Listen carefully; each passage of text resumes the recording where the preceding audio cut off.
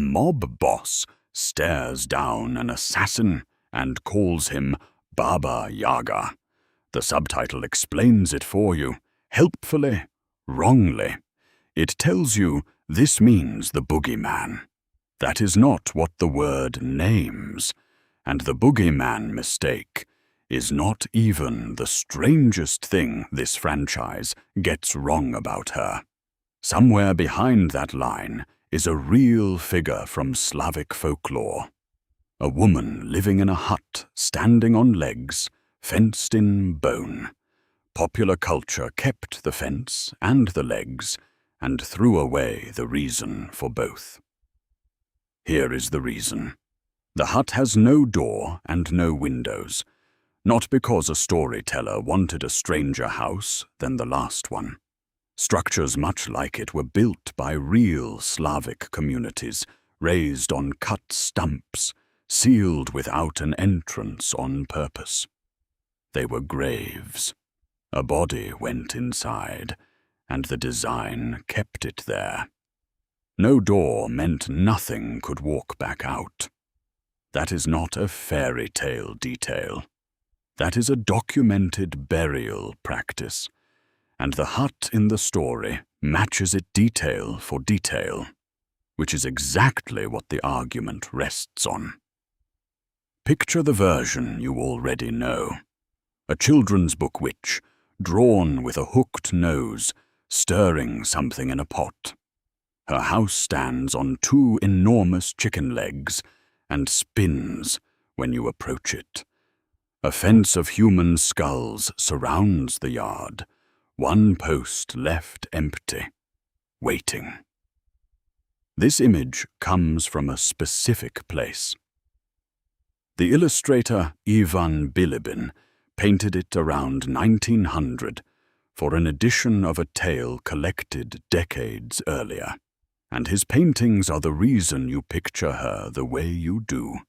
Chicken legs, skull fence, wicked witch, decoration on a monster's lair. Nothing more was assumed to be underneath it. The tale itself is called Vasilisa the Beautiful, gathered in the 1850s by the folklorist Alexander Afanasyev, and on its surface it plays exactly like the popular image expects. A stepmother wants her stepdaughter gone. She sends Vasilisa into the forest on an errand with no real chance of return, to fetch fire from the one house nobody fetches anything from.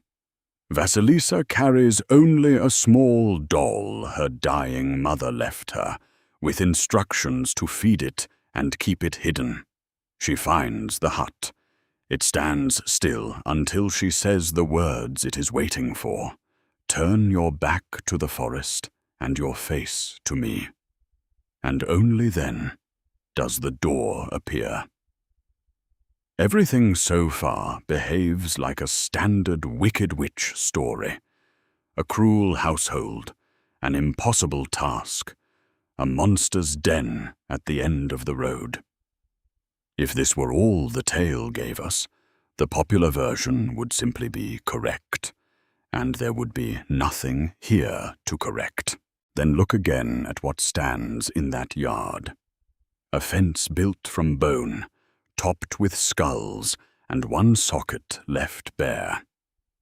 At night, those skulls light up on their own, bright enough to see by.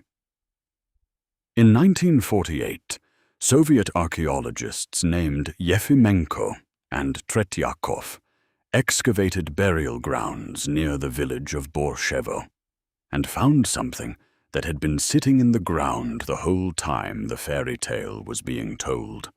Small raised huts built on posts, traces of cremation inside them, and around each one, a circular fence made of bone.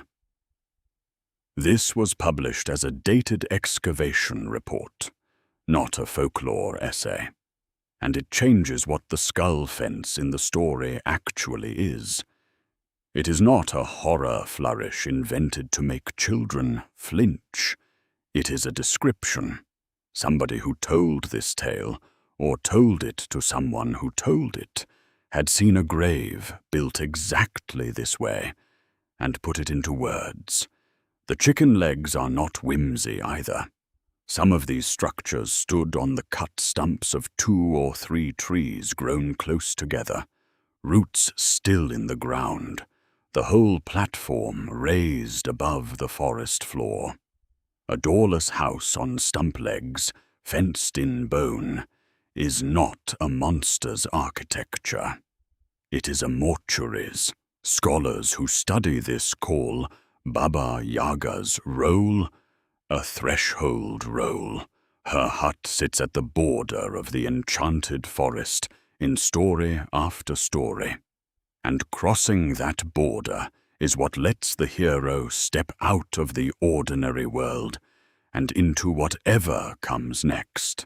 She is guarding a line, the line between the living and the dead, and the tale keeps confirming it in small ways. 3 riders pass her gate in some versions, one in white, one in red, one in black, and they are day, the sun, and night, moving through her territory on a schedule she controls. Back inside Vasilisa's story, the skull does something specific. Vasilisa asks to take one when she leaves, and it grants her its terrible favor honestly.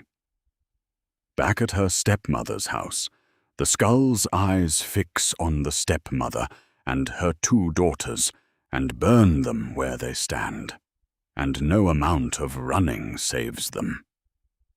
Vasilisa alone is left untouched. By morning, the 3 of them are ash, and the tale does not pretend this is an accident. The skull discriminates.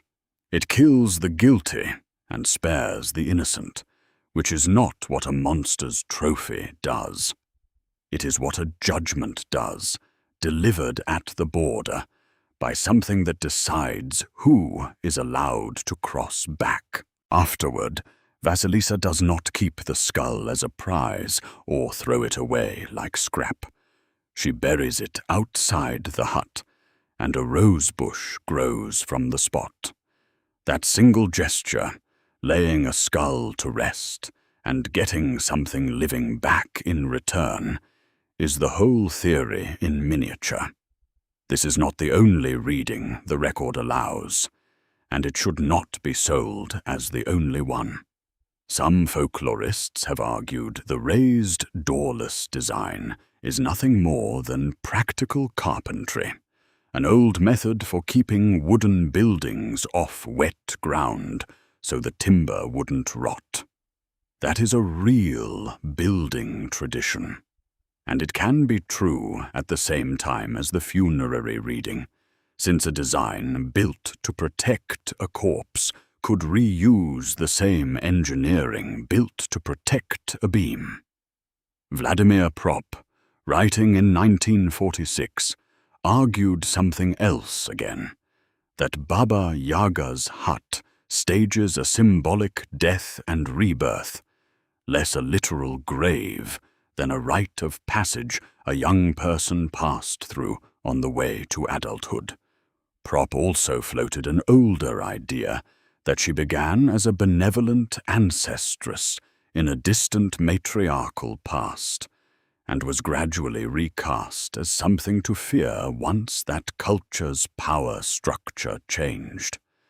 And Afanasyev himself, the man who collected these tales, read this story as still weather in disguise, sunlight and storm and cloud acting out a fight in human costume. Almost nobody reads it that way now. The point is not that one of these theories wins outright and the rest vanish. The point is that the strongest, most checkable one, the one backed by an actual excavation with a publication date attached to it, says the hut is a memory of a real grave. Everything else in the tale, the missing door, the raised stumps, the bone fence, The discriminating light lines up with that reading better than it lines up with pure invention. A witch built for scaring children does not need architecture this specific. A story remembering how a body was once laid to rest does. So return to that mob boss and the name he uses like a threat. He was not wrong that Baba Yaga carries dread. He was wrong about what kind. It was never the dread of a witch's appetite, some hunger for children lost in the woods. It was the older dread, the one standing at every threshold, a body ever crossed only once. A house with no door is not built to trap you inside it. It is built so whatever is inside cannot walk back out, and somewhere in the telling and retelling of an old woman's hut on the edge of the forest, that plain, practical, human fact survived. The fence remembers a real fence. The house remembers a real house. And the woman guarding it was never simply a monster to be defeated. She was the one standing where the living world ends, deciding tale after tale who gets to come back through.